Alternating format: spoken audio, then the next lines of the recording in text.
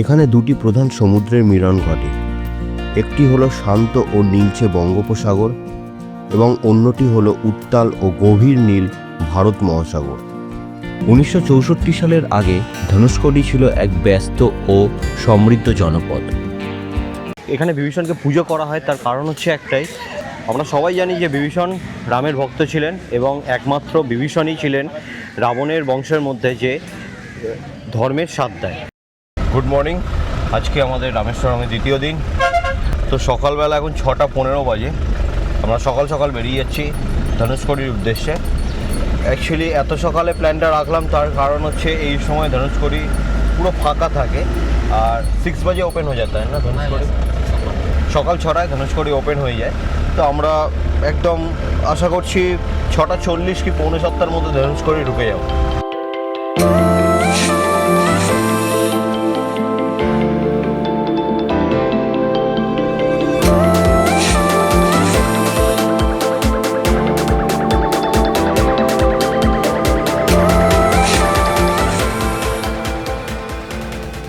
যখন আপনারা ধনুষ্কড়ি যখন ভিজিট করতে আসবেন, একটা জিনিস মাথায় রাখবেন, সকাল 6টা থেকে বিকেল 5টা পর্যন্ত কিন্তু ওপেন থাকে। এখানে একটা চেকপোস্ট ছিল, ওই চেকপোস্টটা সকাল 6টায় ওপেন করে আর বিকেল 5টায় ক্লোজ করে দেয়। রাস্তাটা দেখুন একবার কতটা সুন্দর।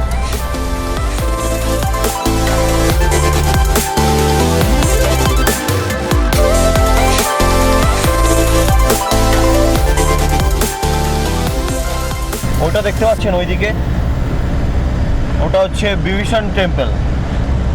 তো যখন আমরা ফিরে আসবো ধনুষ্কড়ি থেকে তখন ওই বিভীষণ মন্দিরটা আমরা ভিজিট করব। এই ধনুষ্কড়ির রাস্তায় এটাই হচ্ছে সব থেকে মানে দেখার মতো জিনিস, সেটা হচ্ছে আপনার লেফট সাইডে পড়বে শান্ত নীলাভ বঙ্গোপসাগর আর ঠিক ডান দিকে পড়বে উত্তাল ঢেউ দিয়ে ভারত মহাসাগর। আসলে যদি আপনারা দেখেন তাহলে এই বঙ্গোপসাগর, অ্যাকচুয়ালি এটাকে বঙ্গোপসাগর বলা হয় না, এটাকে বলা হয় গালফ অফ মান্নার। সামনে আসছে ধনুষ্কড়ির লাইট হাউস।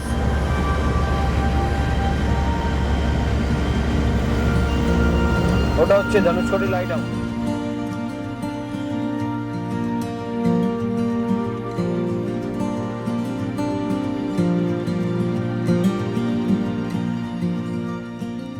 ধনুষ্কড়ির নামটি এসেছে ধনুষ অর্থাৎ ধনু এবং কড়ি অর্থাৎ প্রান্ত শব্দ থেকে। এর পিছনে রয়েছে সরাসরি রামায়ণের এক গুরুত্বপূর্ণ কাহিনী। কথিত আছে যে ভগবান শ্রীরাম লঙ্কায় পৌঁছানোর জন্য সমুদ্রের ওপর দিয়ে রাম সেতু নির্মাণ করেন। বানর সেনার সহায়তায় এই সেতুটি তৈরি হয়েছিল, যা রামেশ্বরম থেকে লঙ্কার মান্নার পর্যন্ত বিস্তৃত ছিল। রাবণকে বধ করার পর যখন বিভীষণ রামকে অনুরোধ করেন যে তিনি যেন এই সেতুটি ধ্বংস করে দেন, যাতে ভবিষ্যতে কোনো রাজা এটি ব্যবহার করে ভারতে আক্রমণ না করতে পারে, তখন রাম তার ধনুকের এক প্রান্ত দিয়ে সেতুটির উপর আঘাত করেন। এই আঘাতের ফলেই সেতুটি ভেঙে যায় এবং তারপর থেকেই এই স্থানটি ধনুষ্কড়ি নামে পরিচিতি লাভ করে। এখানে দুটি প্রধান সমুদ্রের মিলন ঘটে। একটি হলো শান্ত ও নীলচে বঙ্গোপসাগর এবং অন্যটি হলো উত্তাল ও গভীর নীল ভারত মহাসাগর। দুই সাগরের জলের রং, প্রকৃতি এবং ঢেউয়ের ধরন সম্পূর্ণ ভিন্ন, যা খালি চোখে স্পষ্ট দেখা যায়। এই মিলনস্থলটি তীর্থযাত্রীদের কাছে অত্যন্ত পবিত্র বলে বিবেচিত।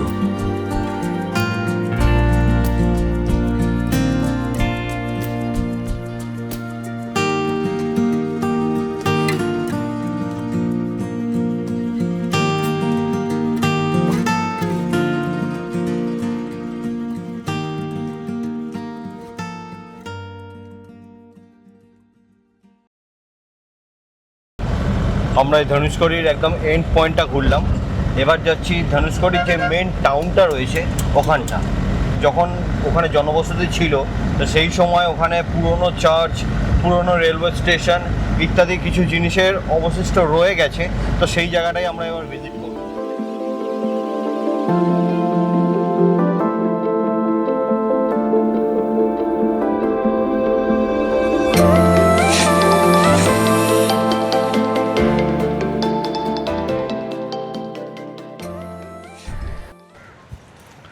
সো আমরা এলাম 1964 সালের 22শে ডিসেম্বরের আগে ধনুষকোটি যেই শহরটা ছিল ব্রিটিশদের কন্ট্রোলে, ব্রিটিশরাই তৈরি করেছিল এই শহরটা।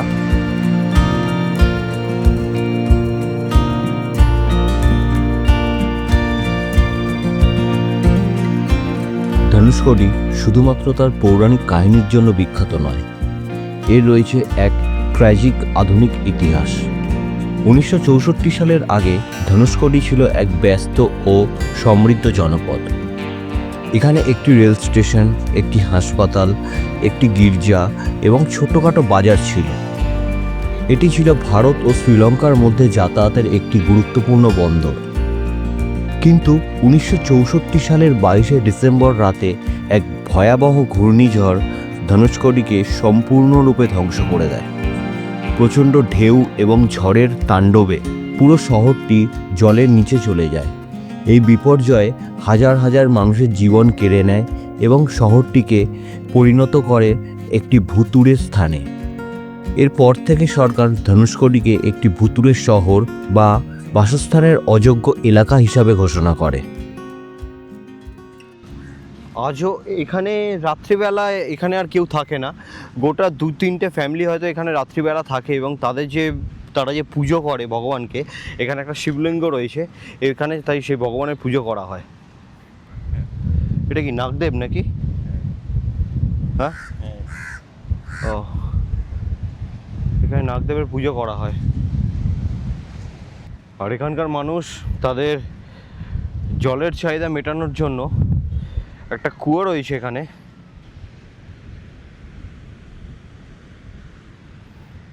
বাট এই কুয়োটার রহস্য আছে একটা, সেটা হচ্ছে আশ্চর্যজনকভাবে সমুদ্রের জল তো নোনতা, বাট এই কুয়োর জল কিন্তু এখানকার মানুষ খায়। গোটা এই ধনুষকোটি শহরের মধ্যে এই একটাই কুয়ো রয়েছে যেখানে জল মিষ্টি। চলুন এবার ফেরার পালা। আমরা ফেরার পথে ধনুষকোটি যে রেল স্টেশনটা ছিল, শুনেছি ব্রিটিশদের টাইমে নাকি চেন্নাই থেকে ডিরেক্ট ট্রেন আসতো এই ধনুষকোটি, এবং এই ধনুষকোটি থেকে যারা শ্রীলঙ্কায় যেত, ধনুষকোটি থেকে তারা স্টিমার বা বোটে করে শ্রীলঙ্কায় যেত। তো এই ধ্বংসপ্রাপ্ত রেল স্টেশনটাও আমরা গিয়ে একবার দেখে নেব। তার থেকে বড় একটা জিনিস কি জানিস? কি বলো? এই যখন এই যে সাইক্লোন, যে 22শে ডিসেম্বরের যে সাইক্লোনটা, হ্যাঁ, এই শহরটাকে ধ্বংস করেছে, হ্যাঁ, সেদিন ঠিক সেই সময় সেই সাইক্লোনই হ্যাঁ, পাম্বান ব্রিজে একটা ট্রেন ছিল, হ্যাঁ, এই ট্রেন সমেত হ্যাঁ। উখড়ে ফেলে দেয়। আচ্ছা, একজ্যাক্ট ফিগার তো সেই সময়কার কালে, সেই সময়ে তো একজ্যাক্ট ফিগার দেওয়া যেত না, হুম, আর গভর্নমেন্টের কাছে লুকানোর অনেক জায়গাও ছিল। হুম, বাট এখন সব এতটা সোশ্যাল মিডিয়া বা এত মানে তো বললো সোশ্যাল মিডিয়ার এত মানে বিস্তারের জন্য এইসব জিনিস এখন আর লুকানো যায় না। হুম। কিন্তু সেই সময় আশা করা যায় এরকম কিছু একটা তো হয়েছিল। মনে রাখবি দ্যাট ইয়ার ওয়াজ 1964। ধনুষকোটি মেন শহরটা থেকে একদম সামনে হাঁটা পথেই রয়েছে ধনুষকোটি যেই রেল স্টেশনটা ছিল ব্রিটিশদের টাইমে, এটা হচ্ছে সেই ধনুষকোটি রেল স্টেশনের অবশিষ্টাংশ। ব্রিটিশদের টাইমে এই রেল স্টেশনটাই চেন্নাই থেকে ডিরেক্ট ট্রেন আসতো এবং এই ধনুষকোটি শহরে, এবং তারপরে এখান থেকে কেউ যদি শ্রীলঙ্কায় যেত, ইন্ডিয়ান যে বিজনেস ছিল অনেকটা ডেভেলপ করেছিল, তো সেই টাইমেই এখান থেকে যদি শ্রীলঙ্কায় যদি যাওয়ার থাকতো কেউ, তো বোটে করে বা বিভিন্ন স্টিমারে করে, জাহাজে করে তারা শ্রীলঙ্কায় যেত। এই মুহূর্তে আমি দাঁড়িয়ে রয়েছি সেই সময় থাকা রেলওয়ে প্ল্যাটফর্মের ওপরে। এই যে আমরা যদি রেলওয়ে প্ল্যাটফর্মের ওপরে দাঁড়াই, তাহলে তো এটা তো আশা করি এখানটা তো রেলওয়ে ট্র্যাকটা ছিল। হ্যাঁ, হুম, সেই সময় 1964 সালে 22শে ডিসেম্বর একটা ঝড় সব কিছু তছনছ করে দিয়ে গেছিলো। আর এই রেল স্টেশনটার পাশেই রয়েছে রামের পায়ের চিহ্ন আছে, রামের সেই পদচিহ্নটাকে এখানে পুজো করা হয়। চলুন সেটাও দেখতে যাব। ব্ল্যাক কালারের স্টোন দিয়ে বানানো রামের পায়ের চিহ্ন ওখানে রয়েছে। বলা হচ্ছে যে ওই পায়ের চিহ্নটার নিচে যে সিমেন্টের ব্লক টাইপ বানানো রয়েছে, তার নিচে নাকি রয়েছে অ্যাকচুয়াল রামের পায়ের চিহ্ন, যেটাকে পরবর্তীকালে সিমেন্ট দিয়ে কভার করে তার ওপরে একটা পাথরের পায়ের চিহ্ন বানিয়ে সেটাকে পুজো করা হয়। আর না এখানে করার কারণও আছে না, নাহলে অনেকে আমাদের অনেক বড় বড় প্রভু আছে যে গিয়ে নিজের নাম লিখে দেবে। হ্যাঁ সেটাও তো হবে, মানে গণতান্ত্রিক দেশেতে গণতান্ত্রিক অধিকার ফলাবে। সকালে কিছু খাওয়া হয়নি তো একটুখানি টি ব্রেক নেব, একটু এবার এখান থেকে চা খাবো। ওকে চায়না করবো চা।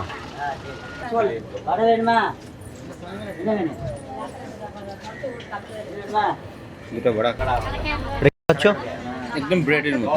আচ্ছা, একদম সো এটা ময়দা দিয়ে বানানো একটা পকোড়া টাইপ, যেটা খেতে ব্রেডের মতো লাগছে। একটুখানি দেখি, বললো এটা একটু মিষ্টি খেতে।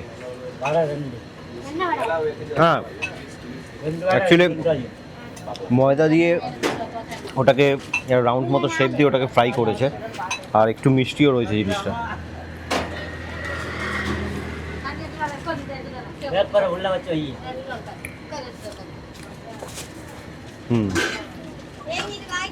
ডাল বড়া, যেটা আমাদের ওখানে ফুলুরি বলে বিক্রি করা হয়। চন্দনদাকে আমি বললাম যে বিস্কিটটা নিয়ে আসার কথা, গাড়িতেই রয়েছে, নিজে নিয়ে এলো, নিজে খাবে না বলে। নামার সময় চা কফি নিয়ে প্রচণ্ড অ্যাসিডিটির জ্ঞান দিল, এসে বলছে আমি পকোড়া খাবো, পকোড়া দিয়ে কফি খাবো, যেটা কিন্তু আরও বেশি অ্যাসিড করবে। তো এটাই ওর অ্যাসিড করবে না, শুধু বিস্কিট দিয়ে চা খেতে গেলেও কিন্তু ওর অ্যাসিড করে যেত। এই হচ্ছে সেই স্যাম্পেল যে এত জ্ঞান দেয়। বাচ্চা ছেলে এখান থেকে একটা বিস্কিটের প্যাকেট আনতে পারছে না। বিস্কিটের প্যাকেটটা ওর ব্যাগেতে ঢোকানো আছে। আপনারা বলুন অন্যের ব্যাগে কি হাত দেওয়া উচিত? হ্যাঁ, হাত যেন দেয় না কোনোদিন। আমি কবে দিয়েছি তোমার ব্যাগে হাত? আমার মোবাইলে হাত দিয়ে দিয়েছি, আবার মোবাইলে ওর পারমিশন নিয়ে দিয়েছি, তাও আমি লক খুলি না, নিজে লক খুলে দিয়েছি। হ্যাঁ,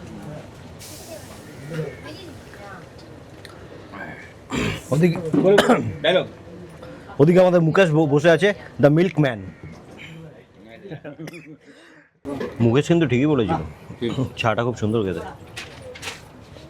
সত্যি। মানে আমাদের ড্রাইভার আগে থাকতেই বলছে আমি চা খাবো। ও চায়ের জন্য কোথাও দাঁড়ালো না, বললো যে এখানে একটা দোকান আছে ছোট, এখানে চা খুব সুন্দর পাওয়া যায়, রিয়েলি চাটা খুব সুন্দর। আমি একটা চা খাবো নিশ্চয়ই।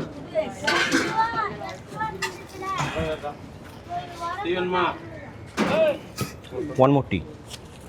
नो टी पड़ूंगा नो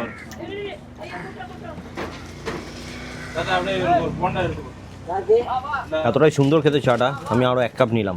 তুমি কি কফি নেবে? হ্যাঁ ওকে, আর কফি নেবে না, অ্যাসিড হয়ে যাবে তাই জন্য। তো আমরা এবার যাচ্ছি 11 बजे के आएंगे। বিভীষণের মন্দির দেখতে, সামনেই আছে, এই রাস্তাতেই পড়বে। ठीक है सर, ओके 3 बजे के, ठीक है।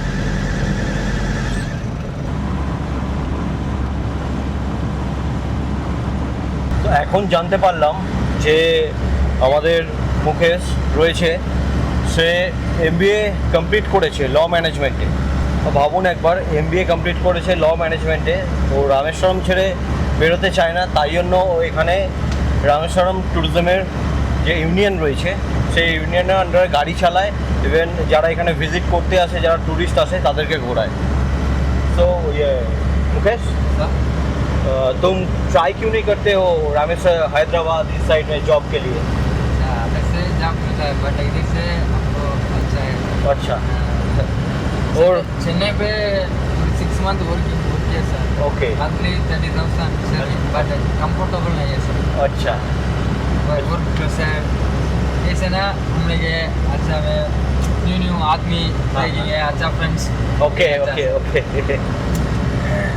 ও চেন্নাইতে 6 মাস জব করেছিল, 30,000 টাকা স্যালারি পেতো, বাট ওর মন বসতো না ওখানে। এখানে ওর বন্ধু বান্ধব, ফ্যামিলি সব কিছুই রয়েছে, আর এখানে বিভিন্ন মানুষের যারা ঘুরতে আসে তাদের সাথে বিভিন্ন ধরনের বিভিন্ন স্টেটের মানুষের সাথে ওর পরিচয় হয়। ওর এই জিনিসটা খুব ভালো লাগে, তাই জন্য রামেশ্বরম ছেড়ে আর কোথাও যেতে চায় না। ভালো গরম পড়ে গেছে কিন্তু, বলো চন্দনদা। চলে এলাম বিভীষণের মন্দিরেতে। এদিকে হচ্ছে বিভীষণের মন্দিরের এন্ট্রান্স, আর ওদিকটা হচ্ছে বঙ্গোপসাগর। চলুন আগে মন্দিরটা ঘুরে আসি, তারপরে এই মন্দিরের ব্যাপারে আমি আপনাদেরকে জানাচ্ছি। এই নারকেলগুলো খেতে হবে। সে তো খাবোই।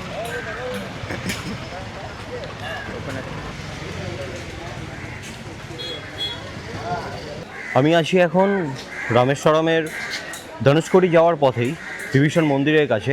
এখানে বিভীষণকে পুজো করা হয়, তার কারণ হচ্ছে একটাই। আমরা সবাই জানি যে বিভীষণ রামের ভক্ত ছিলেন এবং একমাত্র বিভীষণই ছিলেন রাবণের বংশের মধ্যে যে ধর্মের স্বাদ দেয়।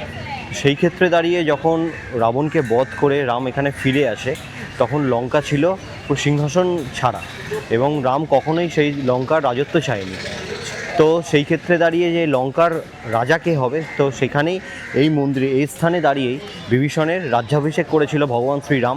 রাবণের বধের পরেই সে লঙ্কার রাজা হয় বিভীষণ। চলো এবার একটু ডাব খাই। হ্যাঁ, দি অরেঞ্জ ওয়ান। অরেঞ্জ কেন? অরেঞ্জ কেন? কারণ গ্রিনটা সবসময় খাই।